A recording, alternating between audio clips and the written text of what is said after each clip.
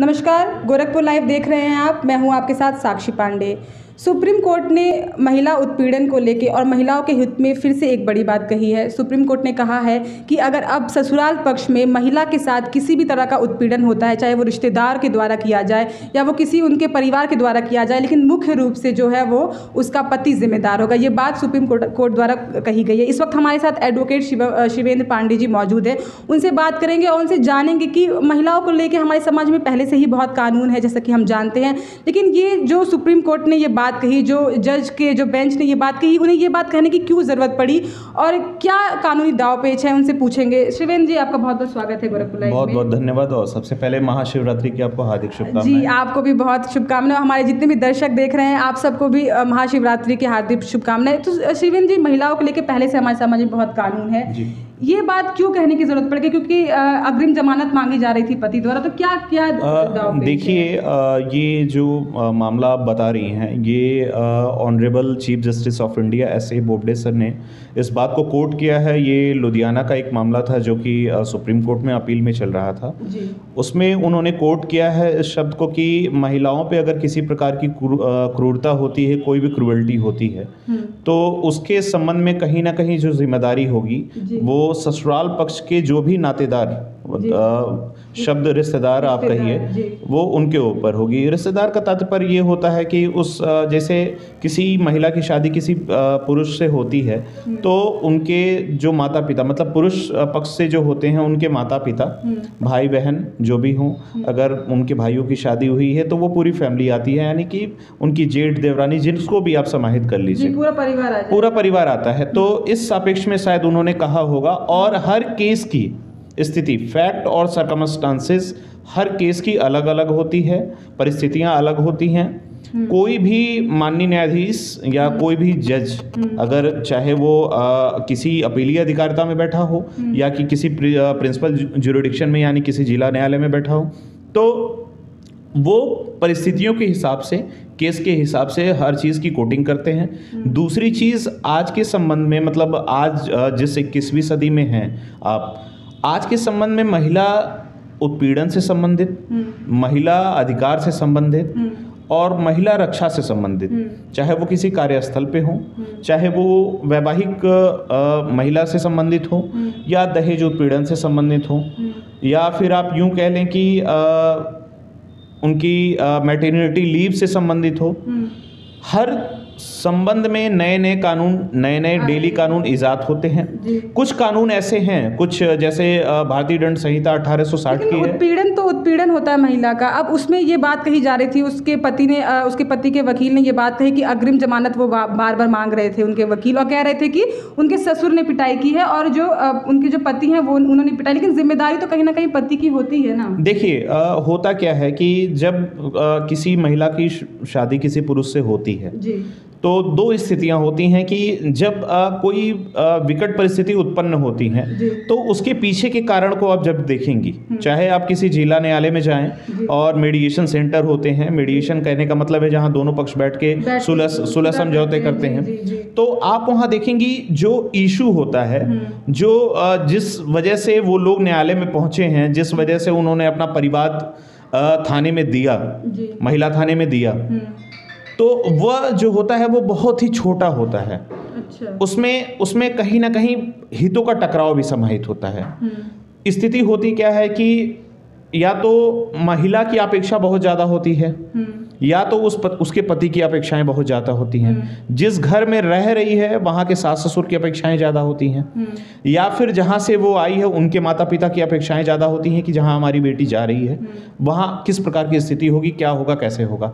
यही से छोटी छोटी बातों को लेकर ये सारी चीज़ें शुरू होती हैं और इन चीज़ों को ख़त्म करने का प्रयास। देखिए, आज के समय में पहले किसी भी जिला न्यायालय में 1 या 2 फैमिली कोर्ट हुआ करते थे। अच्छा। आज के समय में मुझे लगता है कि 5-6 फैमिली कोर्ट से भी काम नहीं चलता है। डेली वाद लंबित होते जा रहे हैं न्यायालय में, डेली ये चीज़ें बढ़ती जा रही हैं। और कहीं ना कहीं देखिए, होता क्या है कि जहां अधिकार दिए जाते हैं कभी कभी उन अधिकारों का दुरुपयोग भी होता है। कि जैसे गीता गुप्ता के मामले में मैं कोट करना चाहूँगा उसको, मैं उस केस को बताना चाहूँगा। स्टेट ऑफ उत्तराखंड का केस था वो, और उस केस में माननीय सुप्रीम कोर्ट ने ये कहा था कि जो हाँ, Preeti Gupta versus state of Jharkhand का केस था ये, माफ करिएगा उत्तराखंड बोल दिया मैंने, झारखंड का। इसमें माननीय सर्वोच्च न्यायालय ने कहा था कि महिलाओं को जो अधिकार दिए जाते हैं, कभी कभी ऐसा भी ये देखने में महसूस होता है कि उन अधिकारों का मिसयूज होता है।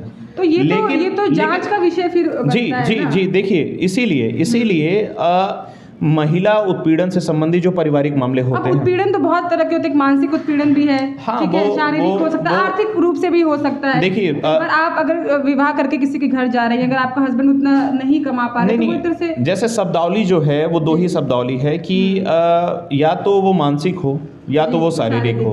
आर्थिक कहने का तात्पर्य है कि अगर हम किसी पे आर्थिक बर्डन लाने की कोशिश करते हैं कि ठीक है आप दहेज के स्वरूप में इतना पैसा लेके आइए, ये करिए, ये मेरी डिमांड पूरी करिए, तो कहीं ना कहीं आपने उनको मानसिक तौर पे परेशान किया, ठीक है। कुछ लोग इसी में और एग्रेसिव फॉर्म में चले जाते हैं और वो तमाम तरह की हिंसाओं को घर में चालू करना शुरू कर देते हैं, तो वो एक फिजिकल क्रुएल्टी हो गई उनके ऊपर। तो विशेष स्तर पे इसमें दो ही चीज़ें होती हैं कि एक या तो मानसिक तौर पे हो और या एक तो शारीरिक तौर पे हो। दूसरी चीज़ ये है कि आज के समय में समाज इतना जागरूक हो चुका है, न्यायालय इतनी सक्रिय हो चुकी है, पुलिस सिस्टम इतना सक्रिय हो चुका है, बावजूद इसके जुडिशियल रिफॉर्म और पुलिस रिफॉर्म की आवश्यकता है, क्योंकि 1860 के कानून, 1872 के कानून, 1973 के कानून अभी भी चले आ रहे हैं। इस पुलिस रिफॉर्म और जुडिशियल रिफॉर्म की आवश्यकता है, लेकिन ज़रूरत के हिसाब से मेंबर ऑफ पार्लियामेंट संसद में बैठ के जो लगता है उनको कि इस कानून में हमें संशोधन करना चाहिए, वो करती है। हाँ। कुछ ऐसे जजमेंट्स होते हैं, जो जजमेंट्स आते हैं उनके माध्यम से भी नए कानूनों का सृजन होता है। और आज के समय में हमको ये चाहिए कि इस चेक एंड बैलेंस की स्थिति रहे कि कहीं किसी महिला के साथ कोई अप्रिय घटना ना हो, उसके अधिकारों को कहीं उससे वंचित बीच में मिसयूज की कुछ बात कर रहे थे। हाँ, प्रीति वर्सेस हाँ देखिए, जैसे होता है ना कभी कभी कुछ अधिकार, जैसे कोई अधिकार, अभी हमने विष्णु तिवारी का जो केस देखा, मैं आपको बता दूं कि वो 19 साल तक शायद जेल में बिता के आए, और बाद में जब पता चला कि उन पे SC/ST जो एक्ट लगाया गया था वो पूरी तरह से गलत था, निराधार था। तो इस तरह से भी कई बार, या फिर हमने जो वीर ज़ारा मूवी अपने समय पे देखी थी, उसमें शाहरुख खान को, तो हमें बड़ा वो बुरा फील हुआ था, लेकिन आज भी कहीं ना कहीं ऐसी चीज़ें हो रही हैं। देखिए, हाँ बिल्कुल, ये जायज़ मुद्दा है और आज के समय में बहुत बर्निंग मुद्दा है, ये बहुत ज्वलंत मुद्दा है ये। तो होता क्या है कि कभी कभी कोई व्यक्ति होता है जिसको किसी मामले में अभियुक्त बनाया जाता है, जब उसके ऊपर चार्ज फ्रेम हो जाते हैं, उसके बाद से कोर्ट की प्रक्रिया चालू होती है, ट्रायल होना शुरू होता है, और अंत समय में ट्रायल ख़त्म होते लास्ट में ये पता चलता है कि सबूतों के अभाव पे या फिर वो जो केस था निराधार था, ये सारी चीज़ें जैसे होती हैं, तो उस समय ये लगता है कि वो व्यक्ति निर्दोष है। उस स्थिति में होता क्या है कि अगर वो व्यक्ति 2 साल, 3 साल, 5 साल, 19 साल, 20 साल, जो भी स्थिति हो, अगर उसने अपना एक जीवन का अच्छा समय जेल में गुजार दिया, तो कहीं ना कहीं आप समझिए कि वो अपने एक कैरियर के एक पार्ट को उसने वहीं खत्म कर दिया, जिसमें हर संभव स्थिति यह थी कि वो कुछ बेहतर कर सकता था अपने लिए, समाज के लिए। जिम्मेदार कौन है? देखिए, जिम्मेदार मैंने इसीलिए तो कहा ना कि कहीं ना कहीं जुडिशियल रिफॉर्म की जरूरत, पुलिस रिफॉर्म इसकी आवश्यकता है आज के डेट में। और इसके संबंध में सुप्रीम कोर्ट के बहुत ही वरिष्ठ अधिवक्ता हैं अश्वनी उपाध्याय जी, जो कि PIL मैन ऑफ इंडिया के नाम से जाने जाते हैं, याचिकाओं के नाम से। तो वो इस पे बार बार बात करते हैं, सरकार के पास इसके संबंध में उन्होंने याचिका भी लगाई है, और मुझे लगता है कि आने वाले समय में सरकार इसके संबंध में सोचेगी। अभी धीरे धीरे स्थितियां बढ़ेंगी, तो कहीं ना कहीं जो देखिए विकास होता है वो सतत ही विकास होता है। तो सरकार हो सकता है आने वाले समय में पुलिस रिफॉर्म और जुडिशियल रिफॉर्म करे, और सरकार ने किया भी है। जो मतलब जिन कानूनों की आज रिलेवेंसी नहीं है, प्रासंगिकता नहीं है, उन कानूनों को ख़त्म भी किया है उन्होंने। और आने वाले समय में मुझे ऐसा आभास होता है और लगता भी, और होना भी चाहिए ऐसा, कि लमसम कुछ ऐसे कानून हैं जिनकी आज आवश्यकता नहीं है, उनको पूर्ण रूप से हटाना चाहिए, रिपील। कौन से कानून आपको ऐसा लगता है? जैसे IPC के 1860 में है, अब उसको आज के मॉडर्न तरीके से, जैसे उन कानूनों को जो ड्राफ्ट किया वो पुराने लोगों ने किया, इट मीन्स कि अब मैकाले ने किया, स्टेफन ने किया, तो आज कोई अस्तित्व टाइप का नहीं रह गया। उसमें मैं ये नहीं कहूँगा कि पूरे कानून का कोई अस्तित्व नहीं है, कुछ उसमें रिफॉर्म्स की ज़रूरत है और कुछ संशोधन होते हैं जो हम आए दिन कर रहे हैं और आगे भी करते जाएंगे। समाज में सुधार जी जी जी, और इस तरह के विष्णु तिवारी जैसे लोग आपको देखने को ना मिला। जी जी। तो ये हमारे साथ और जो पहले महिलाओं को लेके जिस तरह से आप क्या कहेंगे, जो पहले महिलाएं थी, देखिए आज के देखिए दो चीज़ें होती हैं। जैसे ज़्यादातर मामले आपको देखने को मिलता है कि किसी आप पारिवारिक न्याय, मान लीजिए अगर इसी मामले में अगर हम देखें कि मान लीजिए अगर जो महिला है वो ससुराल में अपने रह रही है गांव में, और अगर उसका पति कहीं बाहर कमाने जा रहा है, बाहर कमा रहा है, तो उसमें भी अगर देखा जाए तो कुछ लोग का ये कहना भी है कि वो तो नहीं जिम्मेदार हो सकता क्योंकि वो तो बाहर रह रहा है और अत्याचार यहाँ पे हो रहा है।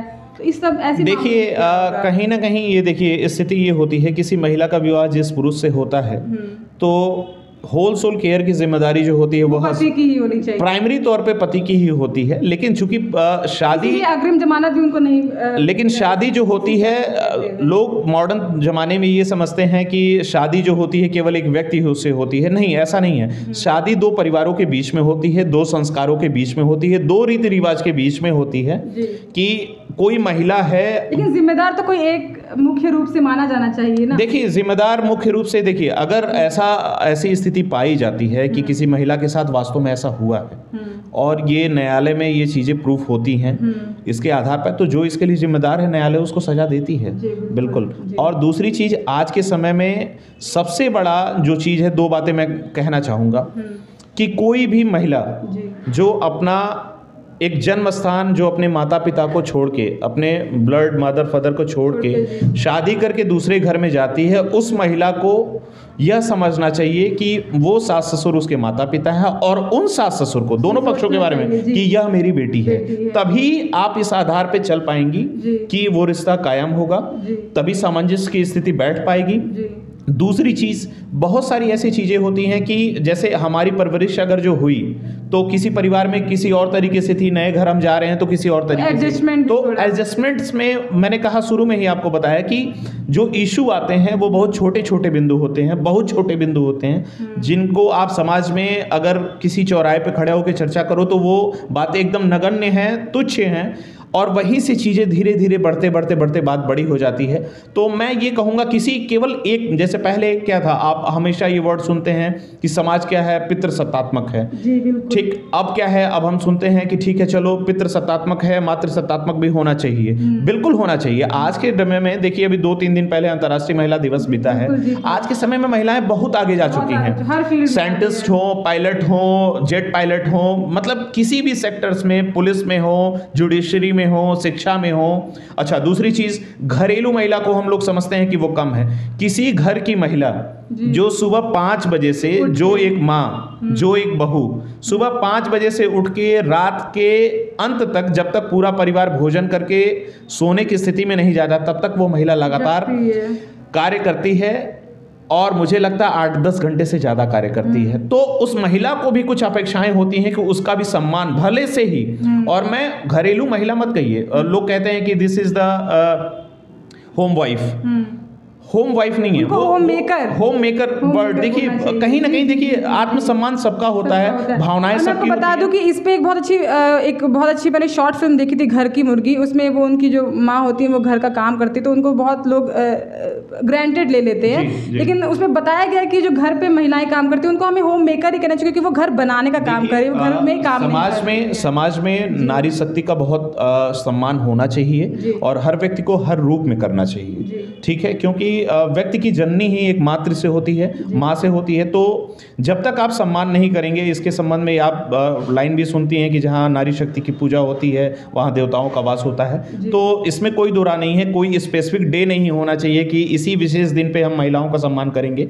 आपको जिस प्रारूप में, जिस दिन भी, जैसे भी, जिस तरीके से लगता है, वो सम्मान की भावना अपने अंदर बनाए रखें, आप उसके लिए बेहतर करें। और सबसे बड़ी चीज़ कि जितना प्रयास हो सके कि शिक्षा की तरफ देखिए, शिक्षा एक बहुत बड़ी ताकत होती है, चाहे वो पुरुष के लिए हो, चाहे वो महिला के लिए हो। अगर पुरुष उसमें अग्रणी है तो महिलाओं को भी उसके बराबर लाइए। अगर महिला भी उसके बराबर पहुंच चुकी है तो ये कोशिश करनी चाहिए कि भेदभाव जितनी भी हो वो उन चीज़ों को ख़त्म करके एक सामंजस्य की स्थिति और एक बेहतर समाज का निर्माण करने की कोशिश करनी चाहिए। शिवेंद्र जी, गोरखपुर लाइव से बात करने के लिए बहुत बहुत बहुत धन्यवाद धन्यवाद। और ऐसे ही अन्य खबरों के लिए देखते रहिए गोरखपुर लाइव। धन्यवाद।